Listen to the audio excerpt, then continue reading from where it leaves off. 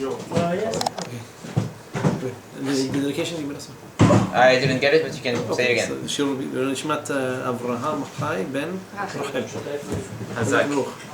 So, as we're not following Parashat Shavua necessarily, in these little exposés on the different forms of good and evil, the different personalities that personify them, one of my absolute all-time favorite discussions when it comes to good and evil is the discussion of, I should say, really properly introduced by Qorah, the unique and particular Rasha who actually merited having an entire parasha named after him, and not because of his righteousness.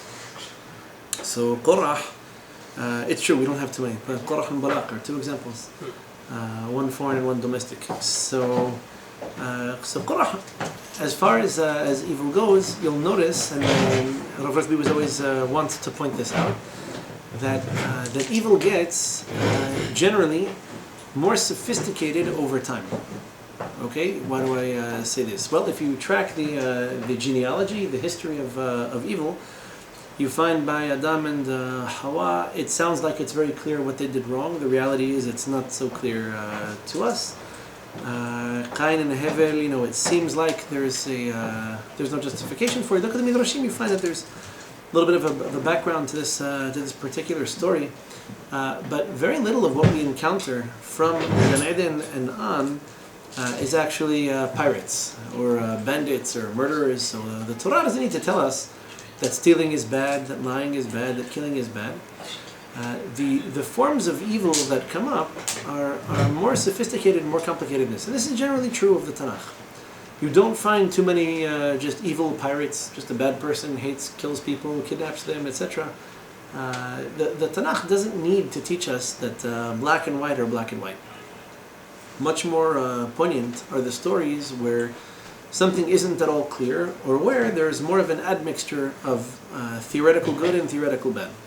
So Qorah comes after the Meraglim. We already spoke about the Meraglim, I believe, 2 weeks ago.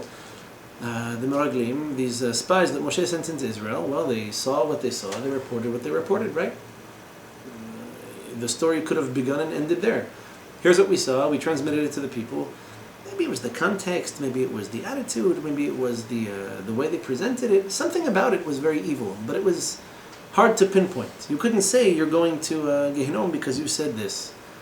The people are big, but weren't they big? The fruits are big, but it's true. They live in fortified cities, it's true, that's what we saw.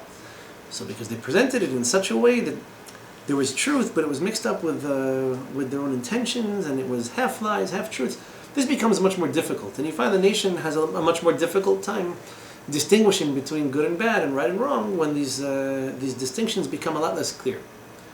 And so it follows that you have Qorah, the next parasha in the genealogy, the chronology of evil, where Qorah really presents what are in theory some very powerful, very, I wouldn't say irrefutable, but very relative arguments. And relativity is very difficult to diffuse. You'll find, in fact, in our generation that we're especially incapable at discussing things that discussing things that are fundamentally relative.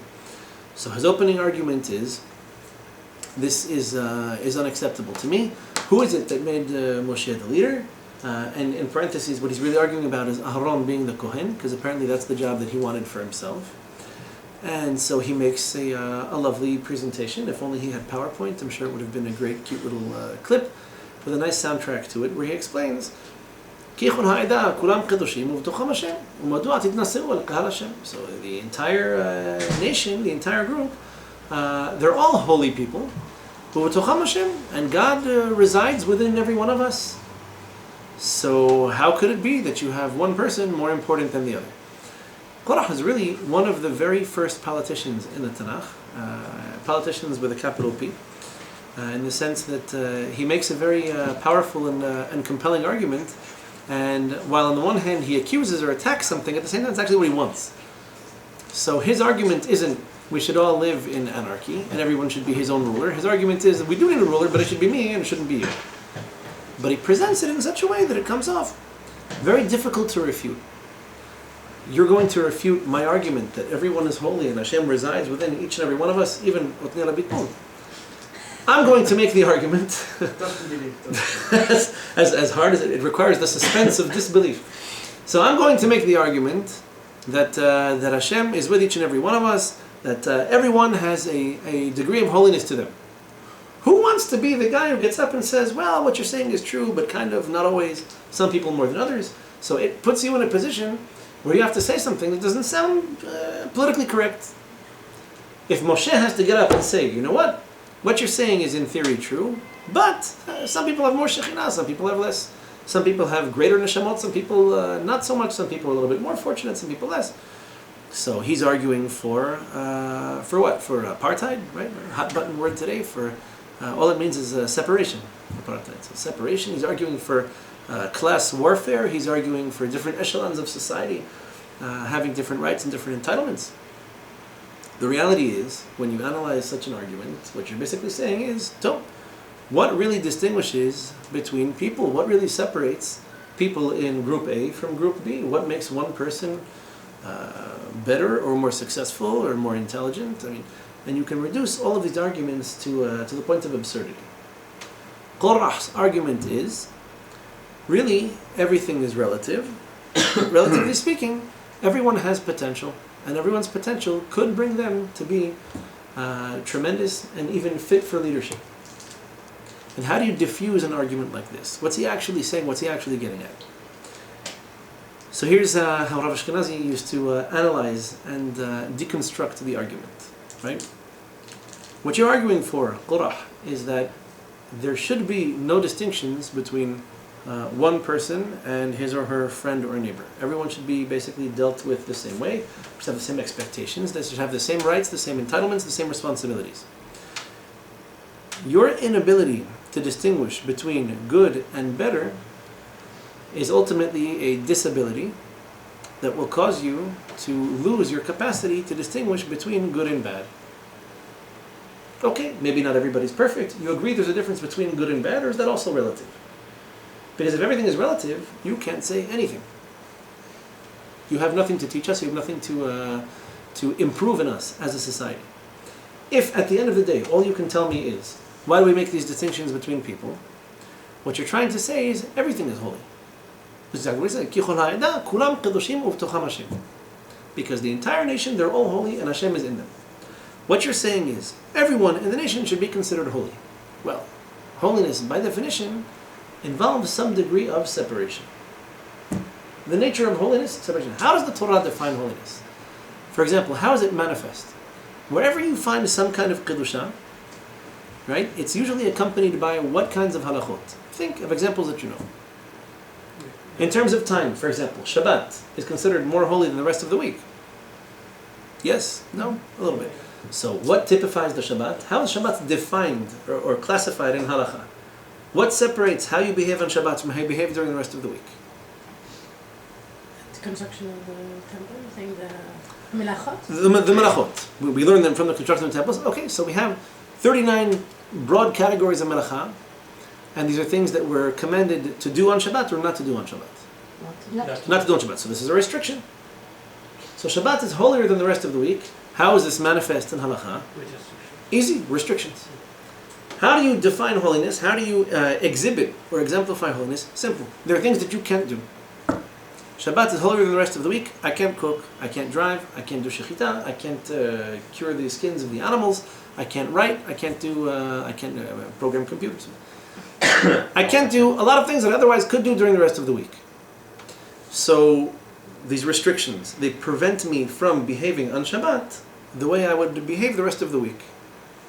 So I have to restrict it. So during the rest of the week, I don't know, maybe if I'm looking objectively, I say the rest of the week is holier because you can do whatever you want. That's not the Torah's perspective. Where you find Kedusha, you find restrictions. We use the Shabbat as an example in time. By the way, how do we know that Shabbat is holier than Yom Tov? I was giving another example, Kodesh HaKodashim. This is in place. I'm going to talk about that in 1 second too. We're going to There's more restriction on Shabbat than on Yom Tov. So this is by definition how we know that Shabbat is holier or less holy. But the Chagim, you would think Yom Tov, it's only a few times. How many Yom Tovim do we have? Rosh Hashanah, 3 Regalim, Yom Kippur, technically is Shabbat, Shabbaton. So how do I know that Yom Tov must be on a level that's at least in some way inferior to Shabbat? I don't measure it, I don't have a... There's less restrictions. They're the malachot that are associated with the food. 10 malachot associated with baking bread. We can do shechita on Yom Tov. You know automatically you can cook. So you know automatically that Yom Tov, although holier than the rest of the week, it's still not as holy as Shabbat. And Chol HaMoed therefore is defined how? That's holy. That's Well, restricted. There are at least a few restrictions on Chol HaMoed, things that we don't do on Chol HaMoed that we can do during the rest of the year. If you're familiar with them, there's a very, very short list. The way the Mishnah reads in Masechet Moed Katan, we don't cut our hair on Chol HaMoed. That's also why we don't shave. We don't cut our hair or shave. We don't tend to agriculture. You can water plants just like you do during the Shemitah, but we don't plant anything. We don't cut the trees. So today, who works in agriculture? But used to be this is one of the classic ways. We don't do laundry unless you actually need it, huh? Sewing. So maybe if it's necessary for a Chol HaMoed, you only have one article of clothing, but so just a few things, but it has to be something. And writing, later Poskim will talk about writing, if we should try to avoid writing at all. But at the same time, Kippur should be even holier than Shabbat, and because you have more prohibition on Kippur than Shabbat. And what leads you to the conclusion this isn't the case? Kippur is. That wasn't saying, so Kippur should By its very definition. It is. It is? It's Shabbat plus 5 other restrictions. So it's more... So why do we Per have definitionem, this is the nature of Kedusha. Everywhere you find restrictions, you find Kedusha. How do we know Yom Kippur is holier than Shabbat? If Yom Kippur and Shabbat coincide, who wins? You would say Oneg Shabbat is important. How important is it that it would defer the... We don't even push it off. Nothing defers Yom Kippur. So if Yom Kippur takes precedence over Shabbat, you could say for whatever reason it has to be on this day. Okay, like a Brit Milah. Technically, even on Shabbat you do Brit Milah, even though it's a Surah Midoraita, we still... even in Yom Kippur? We learn exceptions, even if it's on Yom Kippur. So the Brit Milah actually is on a very high level. But the fact that there are more restrictions on Yom Kippur than there are on Shabbat implies that Yom Kippur must be holier, because the only way we as people can understand or can even conduct ourselves with reverence to Kedusha is by restricting or restraining our behavior. We talked about time. How about in terms of people? Taharat Mishpacha is classic. It's classic. In fact, as a mitzvah, in general, the very fact that there is a restriction tells you that there's Kedusha here too. Right? By the way, there's a beautiful Mishnah you should all commit to memory. It's Mishnah Masechet Taharot. Mishnah talks about the laws of Tum'ah and Tahara. And it says very explicitly, Za kelal, kol she'esh bo Tum'ah, yesh bo Tahara, kol she'en bo Tum'ah, en bo Tahara. This is the golden rule when it comes to purity and to holiness. Whatever is capable of becoming tameh is capable of becoming tahor and is capable of kedusha as well. In other words, the fact that someone or something, or as a nation, as a people, we talk about tum'ah in very broad and very specific contexts. Wherever you find tum'ah, there must be kedusha as well. Why? Because I know there's a restriction that applies to it. Automatically, this light goes off in my mind. This is Hashem's way of telling me, don't conduct yourself with this particular item or this particular person, this particular place, this particular time, the way that you normally would, unrestricted and uninhibited. Be careful because there's tremendous kedusha. So on Shabbat, why do I have to be careful not to do malacha? Because if I do malacha, I miss the entire point of the Shabbat. It's impossible. It's not just a conflict, it's a contradiction in terms.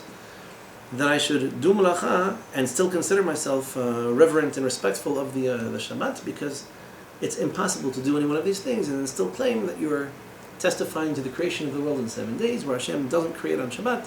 It's what we're commanded not to do. I violate the Kedusha, however, wherever it's manifest, by behaving the way I normally would. So in terms of people, in terms of human beings, for example, we have this concept of the Kiuna and the Leviyah. So Kohanim and Leviyim, right? So the Israelim have all the restrictions in the Torah, except they have neither the restrictions nor the entitlements of being a Levi. The Leviyim, don't forget, on years 1, 2, 4, and 5 of the Shemitah cycle, they get the Maaser Sheni. Maaser Ani is on years 3 and 6, and the Shemitah there's no Turmot, no Maaserot. But this is it's an entitlement to the Levim. They're granted access into Beit HaMikdash, which we'll talk about in a second also in terms of place. The access that they're granted into Beit HaMikdash goes further than that I would have as Israel, which is another example. When it comes to place, there are certain places that are restricted. We'll come back to that in 1 minute. So the Levim, they have to conduct themselves, they do have to be in Beit HaMikdash. It requires more of their physical presence. That means they have to be in a state of purity, even though the same things can contaminate them like everyone else. They have to be a little bit more careful about this when they're entering Beit HaMikdash because they're going to be there as part of their job. When it comes to the Kohanim, already here we have this. How are the restrictions manifested by the Kohanim? Where in Halakha do you see the Kohanim were restricted from something? Marriage. First of all, marriage, classic example, right? The Kohen can't marry, Midrabanan, he can't marry Gioret, Midoraita. Kohen has to be careful about not marrying a divorcee or a woman who had relations with someone she's forbidden to be with. You can't eat, you can marry someone in a state of impurity. So Teruma he's entitled to, but at the same time he has to be in the Kedusha, in a state of Tahara, in order to consume it. Cannot get in touch with The Tum'ah as well. The Kohen is, I got a phone call about this, what was it, on Purim. Kohen called me and asked me if this concept applies to, it's an interesting discussion. The Kohen is only permitted to become impure for one of the 7 relatives. So parents, siblings, children, and spouse. Those are the 7 Shivat HaKaruvim. Doesn't apply to grandparents, doesn't apply to grandchildren. And even then it's a question as to how, if someone else can do this for him, is he supposed to be doing all this himself? But this is it's a restriction, huh? You could ask his rabbi. You can ask his rabbi. Ask your local Orthodox rabbi. So the Kohen is restricted from, in this case this is interesting because even a mitzvah. What's wrong if I see someone, so if it's a mitzvah, by the way, he does it, just so you know.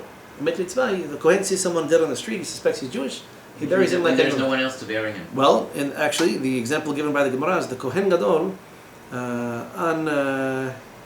is on the way to do his Korban Pesach. And he sees a mitzvah, he stops right away, drops what he's doing, he buries him, and someone else will he'll bring the Korban Pesach Sheni. So yeah, that's what I'm going to say. So he cannot do the Korban Pesach anymore. No. He has to wait for the next month. But it's a mitzvah, he has an obligation to do it like everyone else. So under extenuating, mitzvah is like the dead equivalent of Pikuach Nefesh. As bizarre as that sounds. So if someone is alive, you do everything you can in order to keep him that way. Living people are great. When someone dies, you have this obligation to bury him or her as soon as possible. And so we drop. So even the Kohen Gadol, even if it's an Yom Kippur or whatever, he just goes and does it. We'll find another Kohen Gadol, it's not the other way. But to leave someone out for that long and they would decompose, it's unpleasant. So, mitzvah. Anyway, when it comes to the Kohen Gadol, he has even more restrictions than the standard issue Kohen. The Kohen Gadol can't marry even a widow. So a woman was happily married and then her husband passed away. She can marry any Kohen she wants. So much the more so Levi, Israel, etc. But the Kohen Gadol can only marry a woman who's never been married before, etc. He's not allowed to become impure, to contaminate himself, even for the 7 close relatives. The Kohen Gadol belongs to the entire nation. A mitzvah, yes. Everyone else, no. There's no situation where he voluntarily goes to a cemetery in order to participate in the burial even of his parents or his children. So you find these restrictions in terms of people. Incidentally, this works the opposite way too, where there are certain forms of impurity that also involve restrictions, but for different reasons. In other words, you have to be extra careful about, like a mamzer, for example. Mamzer, we have, he can't marry anyone except for another mamzer. Technically a convert because they're not born into it's called the congregation of God, the Echad Hashem. But there are such things as restrictions that apply more broadly, so don't make the mistake of thinking that a mamzer, because he can't marry anybody, automatically represents Kedusha. It's very much the opposite. When it comes to, when it concerns place as well, how do you find restrictions as it applies to a place? Beit HaMikdash is the classic example. Yeah. Beit HaMikdash, Beit Knesset has... Eretz Yisrael, first of all, is the beginning of Masechet Mikvot. There are 10 forms of Kedusha. Eretz Yisrael is the first form, it's already separate from the rest of the world. What restrictions apply in Eretz Yisrael that don't apply in the rest of the world? Shemitah. So Shemitah, first and foremost, Turumot, Ma'asrot, what's Shemitah here? You cannot sell apartment to Jews. Turumot, Ma'asrot, selling apartments to, selling land to non-Jews becomes a very big issue.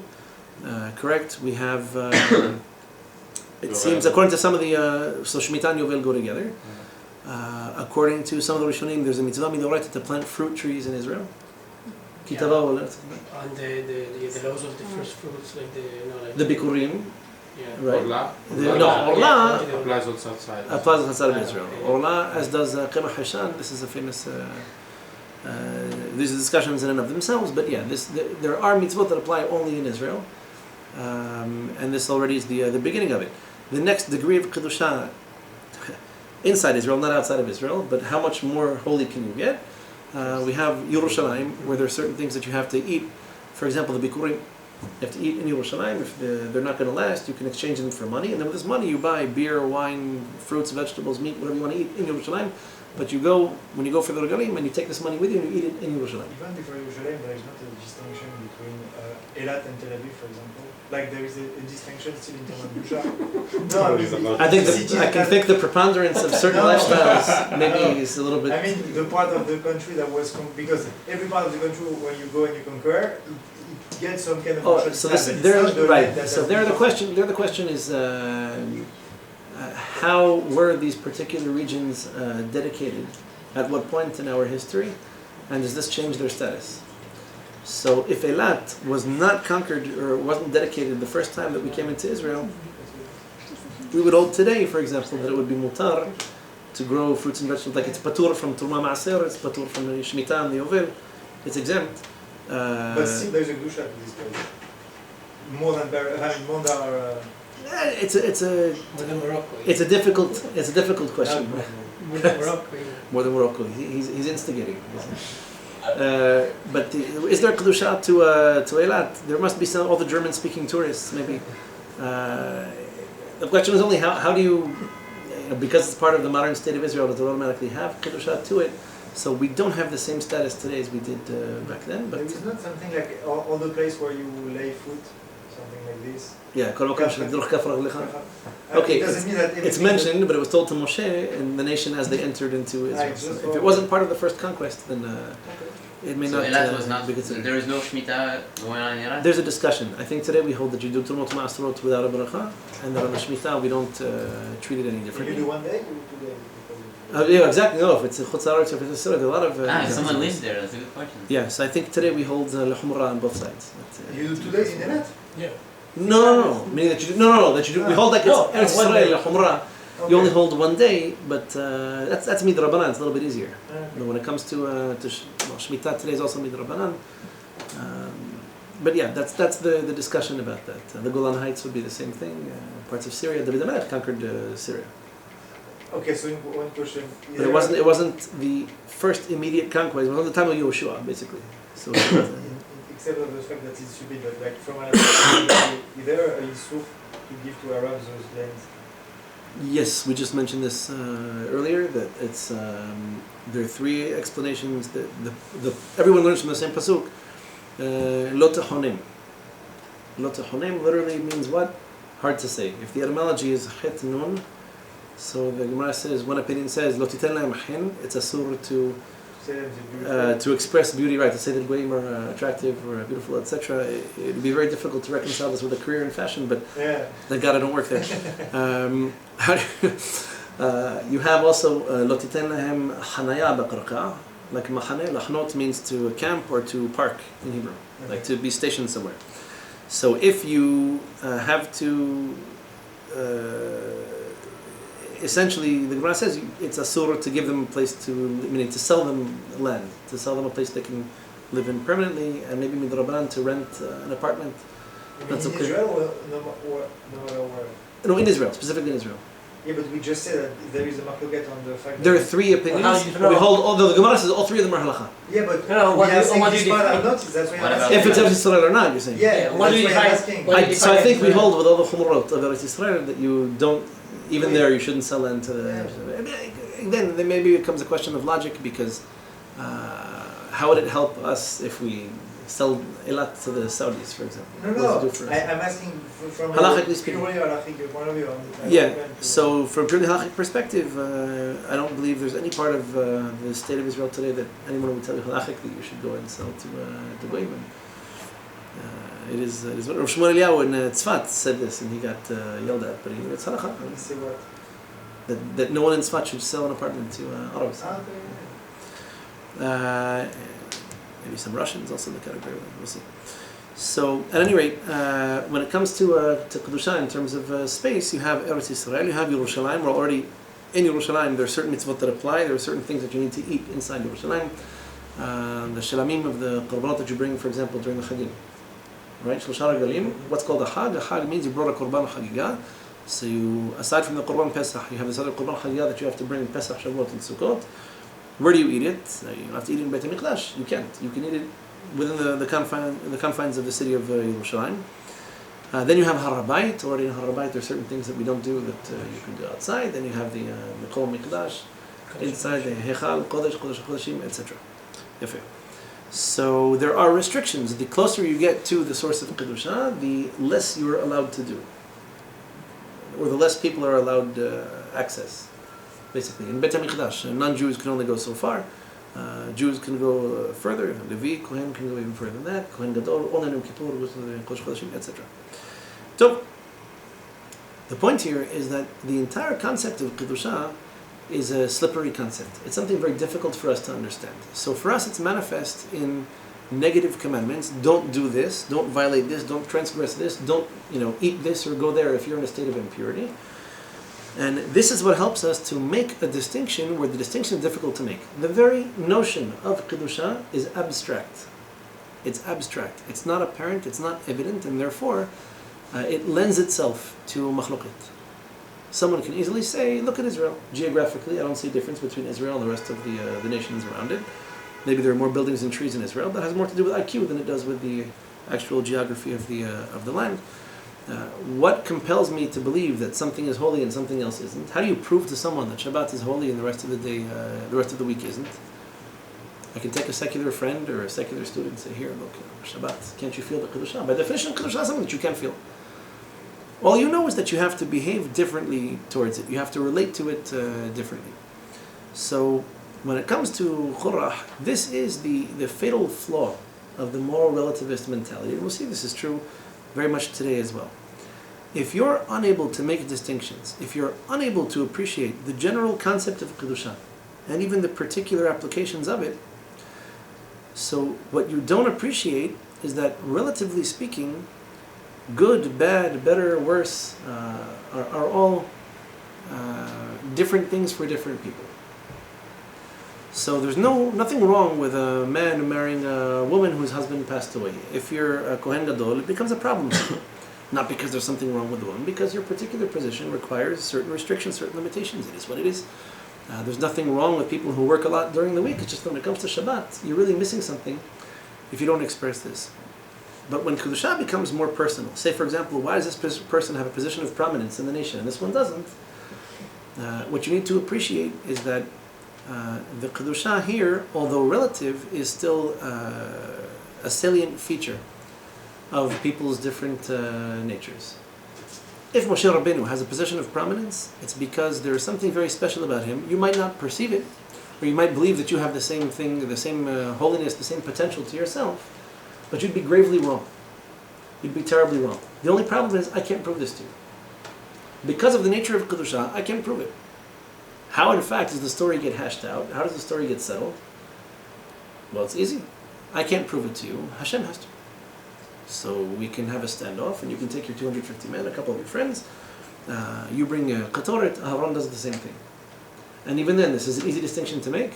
What does Moshe do before this standoff even begins? Sure. What does Moshe do? What's his request of Hashem before this the face-off begins? To move himself, to separate himself from them. After they die. So he tells everybody to stay away from them because they're going to be. He tried to convince them. He tried to go to Dadan Aviram to work. He tried. They refused. Right. Moshe makes one request of HaKadosh Baruch Hu. Al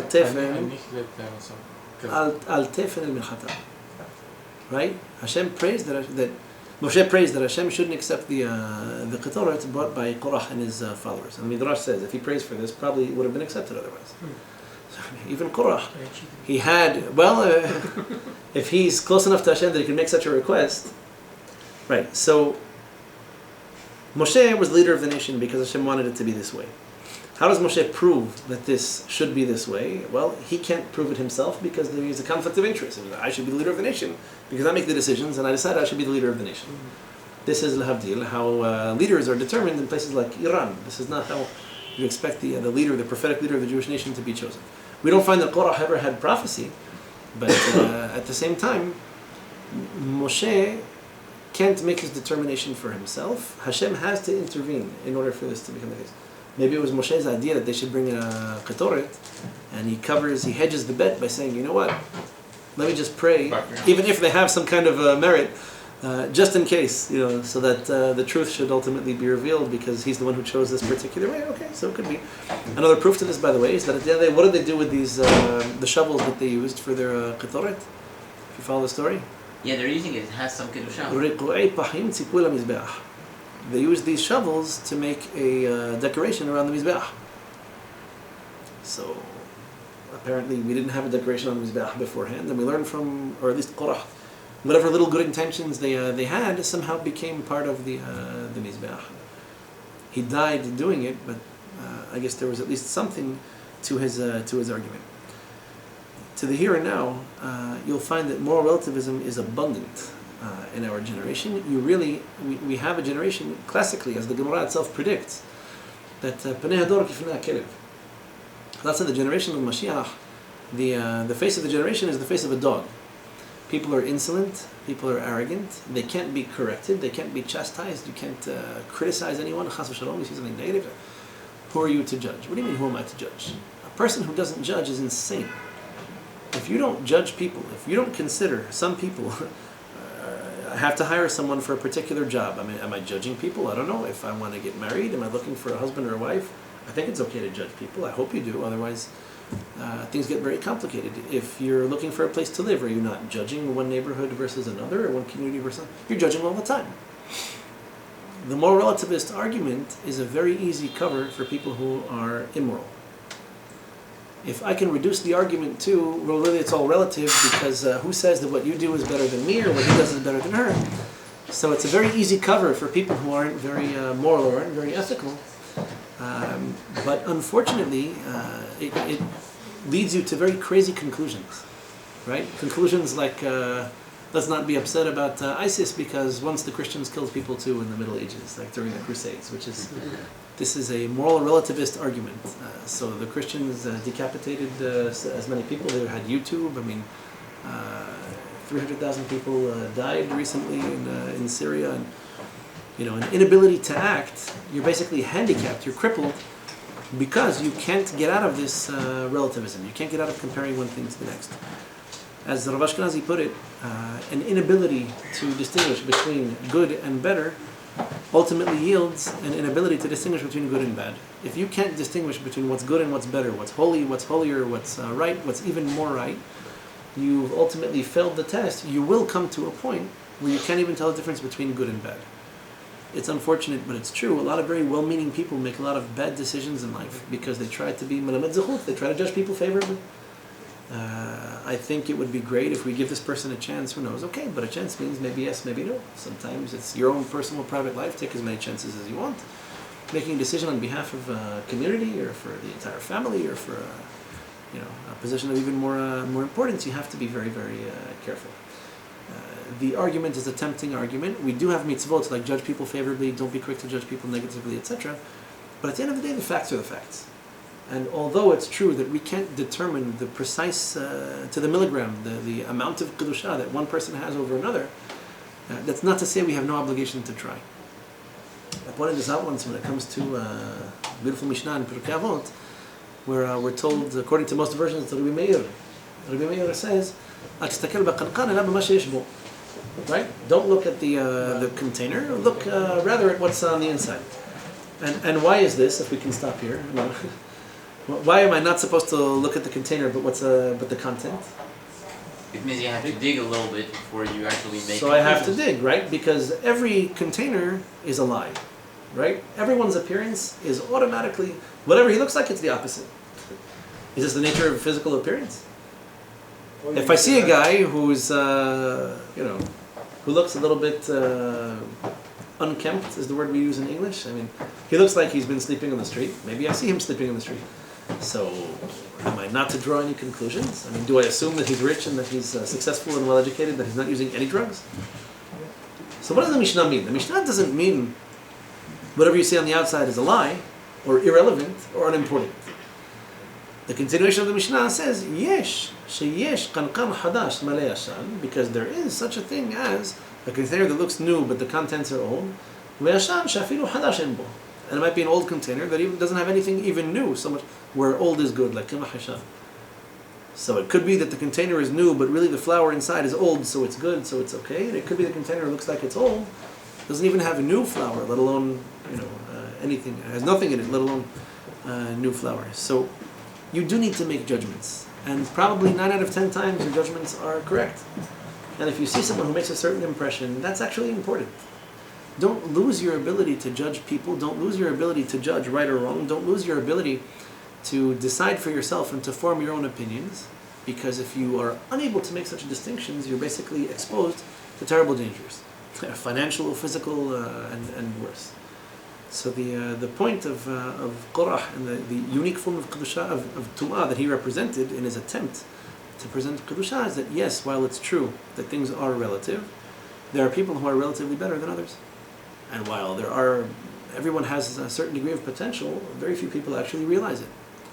And so it could be someone has tremendous potential but he's a Rasha, somebody has minimal potential but he's on the right path, depending on the context. If all of life was an absolute value, it would be one thing, but it doesn't work that way, and you have to be careful. We'll talk more about this and a few other opportunities, but yeah. So the fact that he had a kind of ulterior motive in a way, related to power and everything, doesn't have anything to do. Like even if he was sincerely thinking that, Quran Kedushim, still his argument will be wrong. So the fact that he has another... Look, he died because he was personally corrupt. Okay? He wouldn't have died if the men were perfect. Whether or not he would have made this argument or would have had this discussion is a good question. Right? It's, by the way, not for nothing that Qorah follows the story of the Meraglim. How are the Meraglim described in the beginning of the parasha? Kuram and Sheshem, they're all well-known people, they're all prominent, they were all accomplished, they were considered to be fine, upstanding citizens in Israeli, Jewish society. Even they made mistakes. So Qorah could be saying, look, I believe I have more potential than the next guy. Maybe you're right. Maybe you're in the top percentile of intelligence, of IQ, or of understanding. He was a knowledgeable guy. The problem is, fundamentally, what he was looking for was machloket. In other words, he was looking to make distinctions, but the distinctions weren't necessarily distinctions for the good of the entire society. Because if that was the case, he probably wouldn't have died. The distinctions he was looking to make were divisions. He wanted to say, look, why is Moshe any more special than me? He's my cousin. We're both from the same family, both Levim. What makes Aharon, for example, a Kohen? He was just chosen to be a Kohen. So Hashem is the one who chose him. Come on, that's pushing it a little bit. But the point that he was trying to make is that, it can't be that someone has potential and comes from the outside and then deserves a position of prominence. Just because I wasn't born into the family of Kohanim, that's it. The decision was made, and later in the parasha, you find this out. Yes, it's true. If you're not a Kohen, you're never going to be one, and get over it. But it might not necessarily have been this case. Okay, so we have some interesting evidence to the contrary. What exactly happens and why is Pinchas granted kehuna even though maybe he wasn't going to get it beforehand? Not crystal clear, but the reality is yes. At a certain point, the axe came down, and that was it. By the way, the same thing with David HaMelech. Couldn't we, in theory, have someone who's intelligent and who's respectful and humble and qualified and be from Shevet Naphtali? You could, and he wouldn't be the king because he's missing this one crucial feature. But the king could name him prime minister if it's in the best. He can make him a general. He can make him minister of education. So what's the story of Mashiach ben Yosef? I heard that term a few times. That's a very interesting concept. That's that there are 2 stages to the redemption, and apparently 2 different leaders, 2 different types of leaders for the 2 different stages. What's described is that the aspect of Mashiach ben Yosef is the maybe the more difficult one, or it's the first stage of the. But this is more associated with kibbutz galuyot. Remember, Yosef was the one who brought his brothers together and provided for them. So the idea of the ingathering of the exile is associated with this. Also, his interaction with the nations of the world. Yosef is more of a diplomat. David HaMelech waged war where he had to, but it wasn't so much. Yosef needs to negotiate this. So there are interesting questions about this, and incidentally, a fascinating topic for discussion. But whether or not he has to be Mashiach ben Yosef anyway needs to be an observant man is a whole fascinating topic for discussion. Rabbi Akiva thought Bar Kokhba, who was not the most religious man in the generation, was Mashiach of his generation. No, Bar Moshe Kochva, Rabbeinu who- is Mashiach. Well, it's unclear. I don't know if we know enough about Bar Kochva's own genealogy.